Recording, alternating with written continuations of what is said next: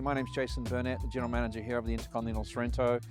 I've been here in Sorrento just on 3 years. I've been working for IHG, which is the international brand that we have on this hotel for the last 39 years. So I've worked sort of around the world, being a Kiwi, obviously New Zealand, throughout Australia, throughout the South Pacific, and previously for the last 12 years working up in China across different brands, and recently returned back to lovely Australia and now calling this part of the world my home. My connection to the Mornington Peninsula is obviously the Intercontinental Sorrento and the wonderful facilities that we have not only here in Sorrento but on the Mornington Peninsula. So many years ago I lived across in Torquay and was extremely jealous of what was available here on the peninsula. So now I feel incredibly privileged to be working on this side of the bay. The thing I love the most about the Mornington Peninsula is not like other parts of Australia or particularly Victoria where they have one iconic feature. The great thing about the Mornington Peninsula is we have a facet of different facilities, features, interests, experience.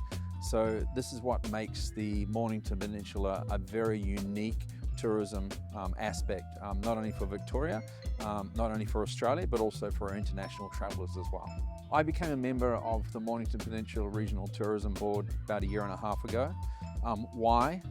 Because as an international hotelier, I want to see how we can continue to grow the region, how we can reach out to our Victorians and tell them about this lovely, beautiful region, how we can reach out to Australia and tell them about all the great facilities here, but more importantly, how I can use my international experience, particularly being in China for a number of years, and how we can reach out to that market and get a lot of international travelers down to the wonderful Mornington Peninsula region. The thing that excites me about the visitor economy on the Mornington Peninsula is that we're an 1.5 hour drive from Melbourne. You know, with such a large population base in Melbourne, we are going to be, Melbourne's playground.